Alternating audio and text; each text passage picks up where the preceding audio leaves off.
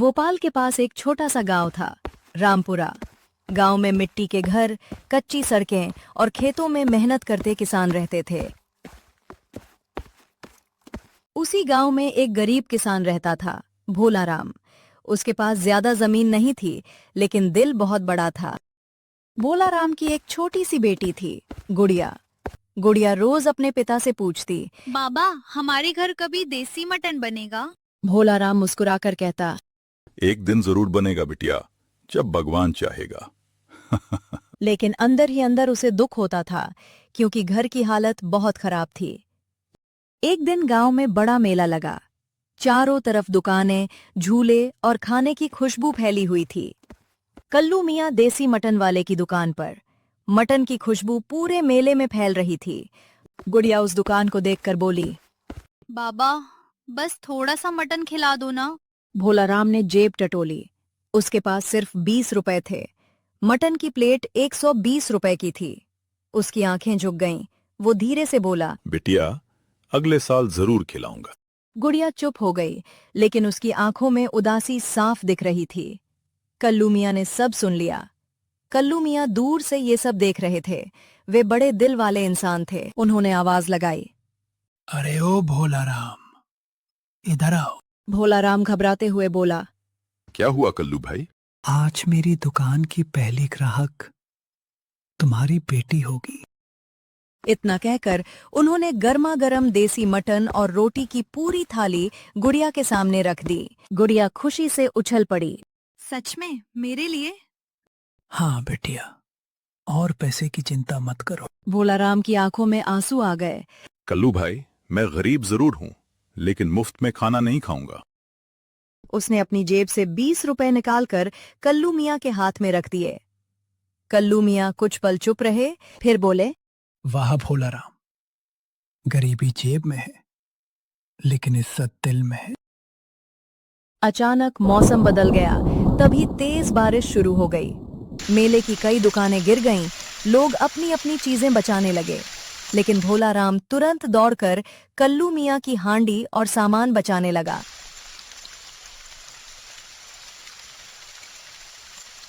कल्लू मियां भावुक होकर बोले, आज समझ आया, इंसान अमीर पैसों से नहीं, अपने कर्मों से बनता है।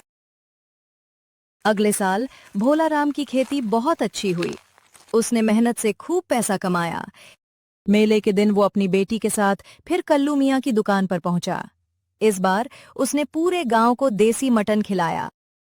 बाबा, आज तो हम सबको खिला रहे हैं। बिटिया, खुशी बांटने से बढ़ती है। कल्लू मियां दूर खड़े ये सब देख रहे थे। उनके चेहरे पर सुकून भरी मुस्कान थी। मेले के बाद पूरे रामपुरा गांव में भोला राम की चर्चा होने लगी। लोग कहते हैं, गरीब होकर भी इतना बड़ा दिल, ऐसा इंसान कब मिलता है। अब भोला राम की हालत पहले से बेहतर हो चुकी थी। खेती अच्छी चल रही थी और गुड़िया भी स्कूल जाने लगी थी। लेकिन जिंदगी हमेशा एक जैसी नहीं रहती। उस साल गर्मी बहुत भयानक पड़ी। बारिश समय पर नहीं हुई। तालाब सूखने लगे, खेत फट गए और किसानों की फसल बर्बाद होने लगी। गांव वाले परेशान थे। एक शाम गुड़िया ने देखा कि उसके बाबा चुपचाप आंगन में बैठे हैं। क्या हुआ बाबा? अगर बारिश नहीं हुई तो इस बार पूरा गांव मुश्किल में पड़ जाएगा। गुड़िया कुछ देर सोचती रही, फिर बोली, बाबा, आपने हमेशा सबकी मदद की है, भगवान हमारी भी मदद करेंगे। भोला राम मुस्कुरा तो दिया, लेकिन चिंता उसके चेहरे पर साफ दिख रही थी। उधर कल्लू मियां भी गांव वालों की परेशानी देख रहे थे। उन्होंने पंचायत में जाकर कहा, अगर हम सब मिलकर काम करें तो गांव बच सकता है। लेकिन करेंगे क्या? पुराने तालाब की सफाई करेंगे, बारिश आएगी तो पानी रुकेगा। कुछ लोग हंसने लगे। मैं करूंगा, और जो मेरे साथ चलना चाहे चल सकता है। अगली सुबह भोला राम फावड़ा लेकर तालाब पर पहुंच गया। धीरे धीरे कल्लू मियां आए। फिर गांव के दूसरे लोग भी आने लगे। कोई मिट्टी हटाने लगा, कोई पत्थर उठाने लगा और औरतें सबके लिए खाना पानी लाने लगीं। गुड़िया भी छोटे हाथों से मिट्टी भर रही थी। पूरा गांव एक परिवार जैसा लग रहा था। 3 दिन की मेहनत के बाद तालाब पूरी तरह साफ हो गया। उस रात अचानक आसमान में बादल छा गए, तेज हवा चली और फिर मूसलाधार बारिश शुरू हो गई।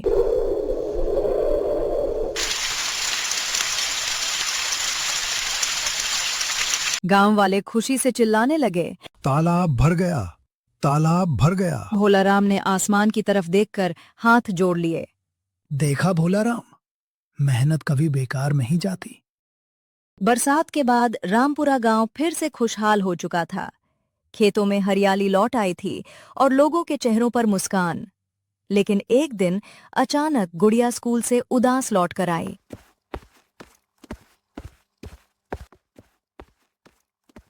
क्या हुआ बेटी, आज इतनी चुप क्यों है? बाबा, अगले महीने स्कूल की बड़ी परीक्षा है। अरे वाह, ये तो खुशी की बात है। गुड़िया की आंखें भर आईं। लेकिन मास्टर जी कह रहे थे कि परीक्षा देने शहर जाना पड़ेगा और फीस भी लगेगी। भोलाराम का चेहरा उतर गया। उसने जेब टटोली। उसमें कुछ सिक्कों के अलावा कुछ नहीं था। रात को वो देर तक जागता रहा। आंगन में बैठा आसमान देख रहा था। तभी कल्लू मियां आए। क्यों भोलाराम, आज चूल्हा जल्दी ठंडा हो गया? भोलाराम ने धीमे स्वर में कहा।